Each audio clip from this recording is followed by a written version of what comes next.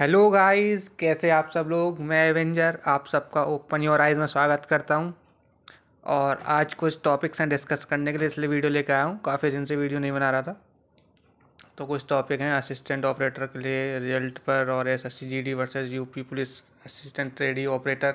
जैसा ही कल SSC GD का रिजल्ट आया है, उसके बाद से बहुत डीएम आ रहे हैं कि भैया इतनी हाई गई है जीडी की, तो यूपी आर में क्या होगा। उस पर से डिस्कशन करेंगे।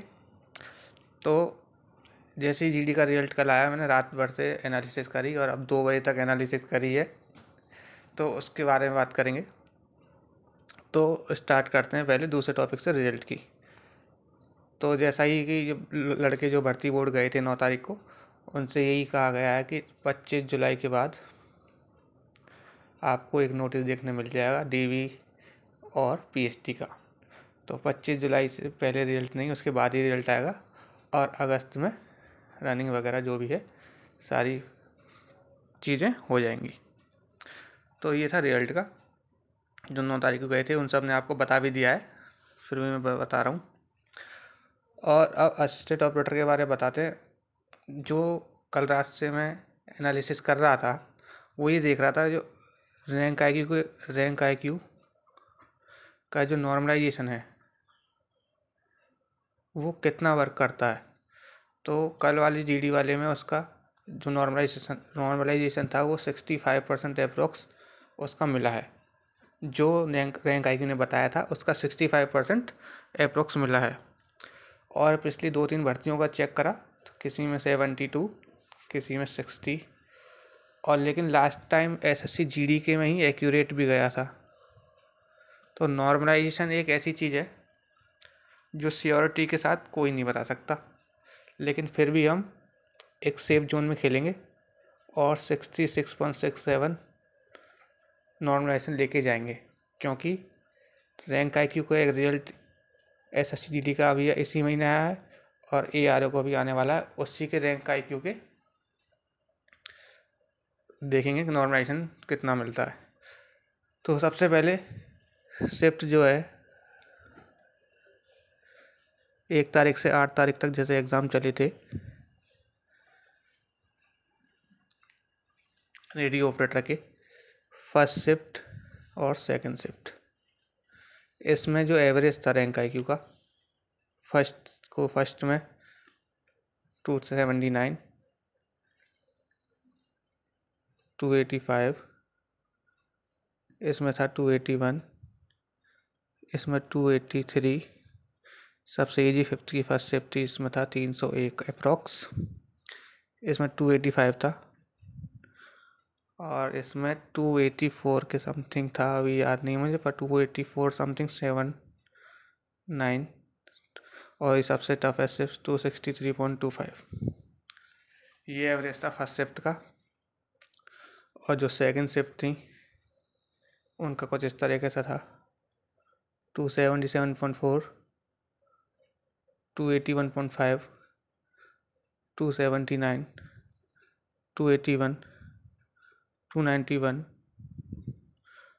289, 284, 282। ये एवरेज था सारी शिफ्ट का। अब जो मैंने नॉर्मलाइजेशन पहले बताया था, अगर उसका 66.67% लिया जाए तो कितने मार्क्स मिलेंगे। तो फर्स्ट शिफ्ट में 14, इसमें 12, इसमें 13, इसमें 12, इसमें 0, इसमें 11, इसमें 12, इसमें 21, इसमें 15, इसमें 6.5, इसमें 7.2, इसमें 7, 6, 7, 5.5 और 6। ये मार्क्स हैं। इनको क्वेश्चन में कन्वर्ट कर सकते हो, क्वेश्चन में कन्वर्ट करके आप कर सकते हो अपना, जैसे कि 2.5 मार्क्स पे एक क्वेश्चन हो रहा है, तो इतना नॉर्मलाइजेशन है। अगर 60 जो अगर एसएससी जीडी के नॉर्मलाइजेशन के अकॉर्डिंग हम ले रहे हैं, तो प्लस उसके बाद जो प्लस प्लस ऑफिशियल नोटिफिकेशन जो है वो प्लस प्लस का रहता है, उसके अकॉर्डिंग ही बात करेंगे।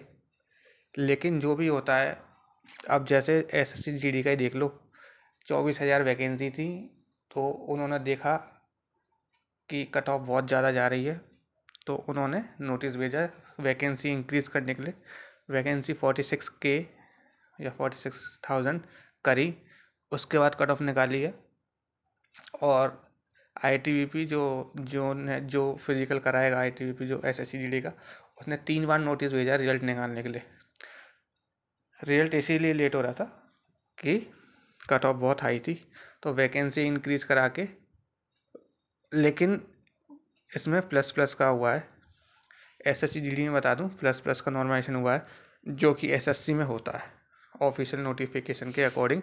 उसमें प्लस प्लस वाला ही नॉर्मलाइजेशन होता है, और 1-2 बच्चों के कम भी हुए हैं, उनके एक के 84 थे, उसके 76 हो गए, तो उसका एवरेज से कम था इसलिए कम हो गया, जो मैं आपको रेडियो ऑपरेटर में ही बता चुका हूँ। तो जहाँ तक ऑफिशियल के अकॉर्डिंग चले तो इसमें भी प्लस प्लस का होगा, लेकिन यूपी पुलिस का पुराना जो रहा है वो यही है कि कट ऑफ कम दिखाने के लिए प्लस माइनस वाला करते हैं, प्लस माइनस वाला। लेकिन अगर ऑफिशियल नोटिस आया है तो हम प्लस प्लस का ही लेके चल रहे हैं, ठीक है ना। अब रही बात जो फाइनल आंसर की आई है, उसमें सबसे ईजी शिफ्ट के 5 क्वेश्चन को कैंसिल किया गया है। 5 क्वेश्चन कैंसिल किए हैं सही वाले, जिससे एवरेज कम हो जाए। तो ये भी एक तरीका होता है एवरेज कम करने का, और दूसरा तरीका होता है प्लस माइनस वाला नॉर्मलाइजेशन करके, और तीसरा तरीका होता है नॉर्मलाइजेशन रेशियो लेके। जैसे किसी को 20 मिल रहा है हाई शिफ्ट को, तो इसका 2/3 ले लेंगे, जैसा कि अभी एसएससी जीडी में हुआ है रैंक आईक्यू के अकॉर्डिंग। एक तीसरा तरीका ये भी होता है कट ऑफ कम करने का। तो हम प्लस प्लस लेके चल रहे हैं। तो प्लस प्लस में मैंने जो आपको कट ऑफ बताई थी मेल की, फीमेल की ही बताऊंगा, पहले मेल की बता देता हूँ। General, OBC, EWS, SC, ST, ठीक है भाई लोग। जनरल की इस नॉर्मलाइजेशन के अकॉर्डिंग भी 138 रह रही है, और ये ऐसी कट ऑफ है। इससे नीचे वाले पॉइंट में बता रहा हूँ, दूसरी तैयारी में लग जाओ। एवेंजर भाई तो ज़्यादा बता रहे हैं, 125 से कम ही जाएगी, ऊपर नहीं जाएगी। 2-3 लड़के मैंने देख लिए हैं भाई। अगर आपको ज़्यादा लग रही है, आप इसका फिजिकल करते रहो। मैं तो चाहता हूँ जितने भी बच्चे जुड़े हुए हैं सबका सिलेक्शन हो, लेकिन एक जो है सच्चाई वो मैं आपको तक पहुँचा देता हूँ।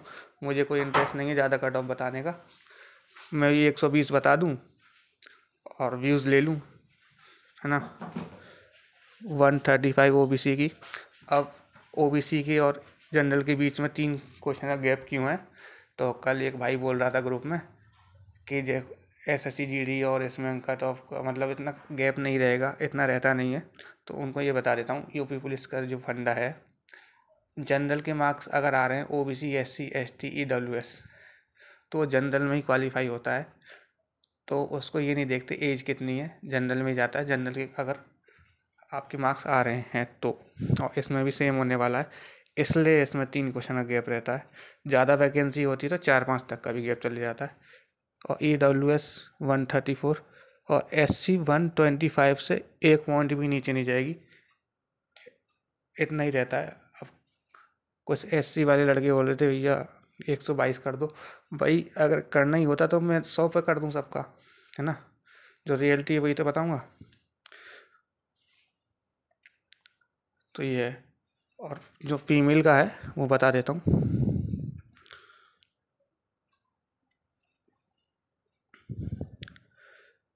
गर्ल्स,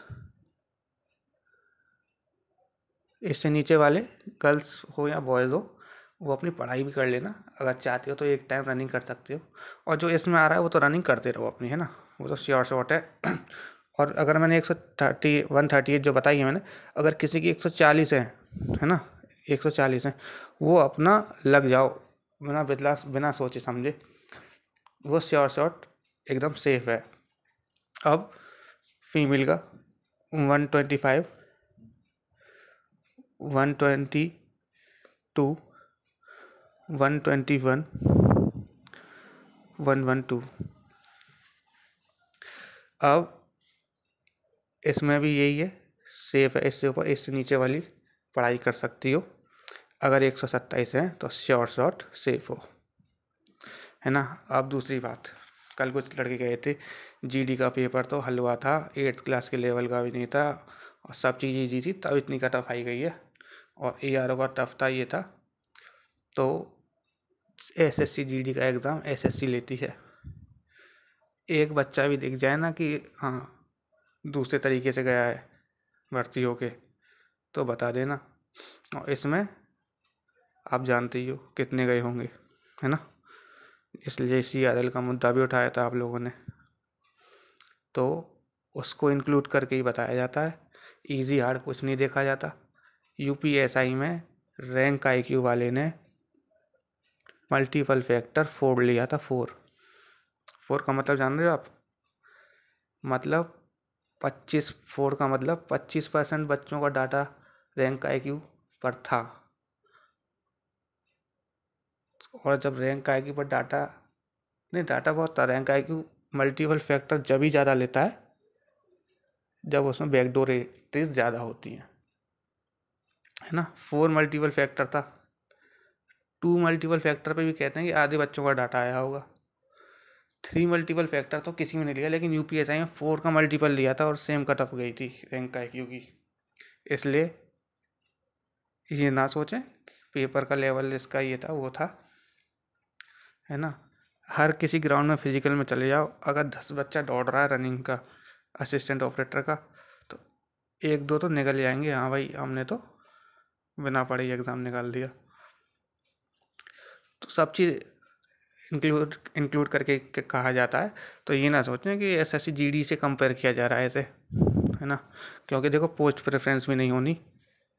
पोस्ट प्रेफरेंस अब 0% चांस है, और चांस क्या होगी भी नहीं, क्योंकि हेड ऑपरेटर का कोई नहीं करेगा स्किप, ठीक है ना।